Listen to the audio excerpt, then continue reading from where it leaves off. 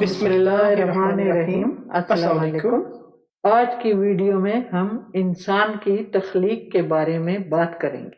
اس بارے میں اللہ تعالیٰ نے قرآن پاک میں کیا فرمایا ہے، اور نہ صرف انسان کی تخلیق بلکہ انسان کے لیے بنائی گئی خوبصورت دنیا، اس بارے میں اللہ تعالیٰ نے قرآن پاک میں کیا ارشاد فرمایا، ہم ان آیات کا بھی آپ سے ذکر کریں گے۔ اس کے علاوہ ابن العربی نے اس بارے میں کیا فرمایا وہ بھی آپ کو سنائیں گے۔ تو چلیے سن لیتے ہیں ابن العربی کو کہ وہ اس دنیا کے بارے میں کیا فرما رہے ہیں۔ یا رب کریم، تو نے اپنی مخلوق کے لیے ہر طرح کے میوے، خوبصورت سبزہ زار اور خوبصورت پھل اس سرزمین میں پیدا فرمائے۔ تو ہی ہے جس نے ایک چونٹی سے لے کر تابناک سورج پیدا کیا اور انہیں ہمارے لیے سود مند بنایا۔ اب یہاں دیکھیں سورہ 3 کی آیت نمبر 4، اللہ تعالیٰ کیا فرماتا ہے؟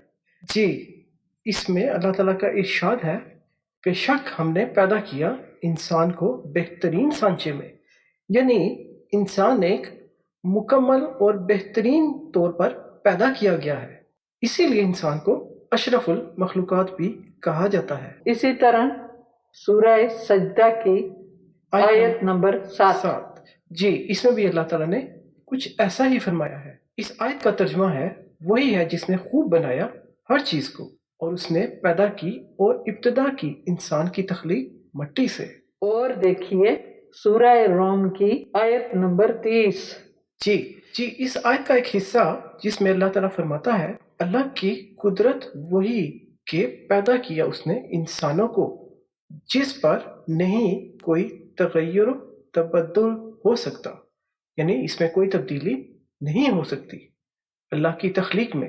اب یہاں تو ذکر ہوا انسان کی بہترین تخلیق کے بارے میں کہ انسان ایک مکمل تخلیق ہے اور بہترین تخلیق ہے جو اللہ تعالیٰ نے اس کائنات میں پیدا کی۔ اب دیکھتے ہیں انسان کے لیے اللہ تعالیٰ نے کتنی خوبصورت دنیا بنائی ہے۔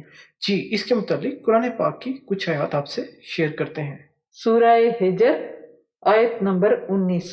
اس آیت میں اللہ تعالیٰ نے ارشاد فرمایا، اور زمین کے پھیلا دیا ہم نے اس کو، اور ڈال دیا ہم نے اس میں پہاڑ، اور اگائی ہم نے اس میں ہر ایک چیز مناسب مقدار میں، یعنی اللہ تعالیٰ نے اس زمین پر پہاڑ بنائے اور بے شمار چیزیں اگائیں ایک مناسب مقدار میں۔ سورہ الانعام آیت نمبر 19 میں اللہ تعالیٰ نے کیا خوب فرمایا؟ جی، بہت ہی خوبصورت آیت ہے جس میں اللہ تعالیٰ نے بڑی تفصیل سے سب کچھ بتا دیا جو ہمیں معلوم ہونا چاہیے۔ اس آیت کا ترجمہ کچھ یوں ہے، اور وہی ہے جس نے آسمان سے پانی اتارا، پھر ہم نے اس کے ذریعے ہر اگنے والی چیز نکالی، تو ہم نے اس سے سرسبز کھیتی نکالی جس میں سے ہم ایک دوسرے پر چڑھے ہوئے دانے نکالتے ہیں، اور کھجور کے ابتدائی کچے شگوفوں سے خوشے لٹکے ہوئے ہوتے ہیں، اور انگور کے باغ، زیتون اور انار کسی خاصیت میں ایک دوسرے سے ملتے ہوئے اور کسی خاصیت میں ایک دوسرے سے جدا۔ تم درخت کے پھل اور اس کے پکنے کی طرف دیکھو جب وہ پھل دے، بے شک اس میں ایمان والوں کے لیے نشانیاں ہیں۔ سورہ مومن کی آیت نمبر 64، اس میں اللہ تعالیٰ نے مزید کیا فرمایا؟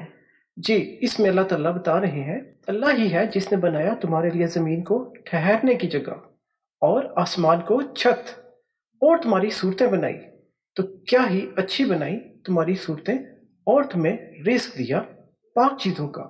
یہ ہے اللہ جو تمہارا رب ہے، سو بہت بابرکت ہے اللہ جو رب ہے سارے جہانوں کا۔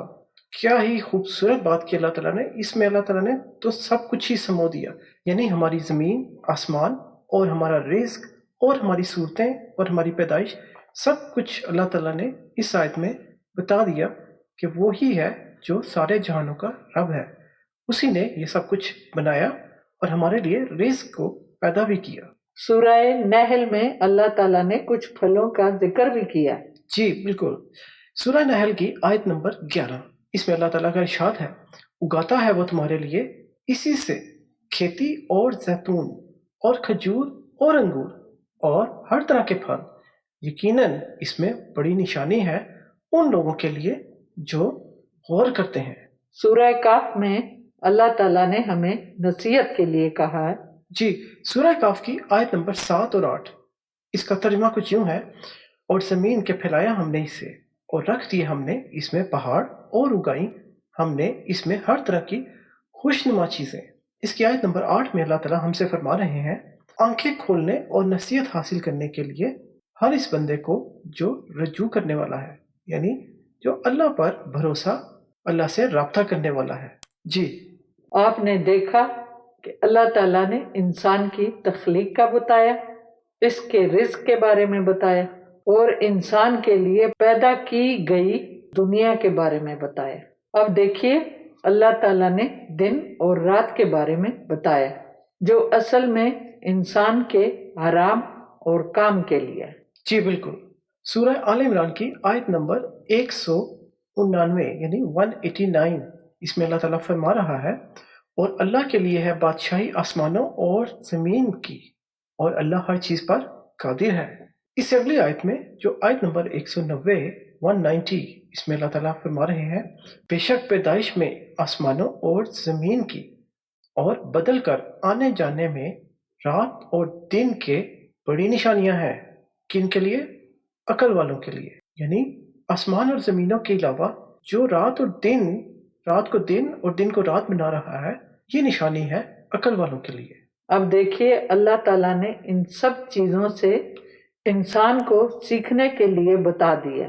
جی بالکل ایسا ہی ہے۔ سورہ لقمان کی آیت نمبر 20 اللہ تعالیٰ فرماتے ہیں، کیا نہیں دیکھا تم نے کہ اللہ نے مسخر کر دیا ہے تمہارے لیے جو کچھ آسمانوں میں ہے اور جو کچھ زمین میں ہے، اور پوری کر دی تم پر اپنی نعمتیں ظاہری یا باطنی۔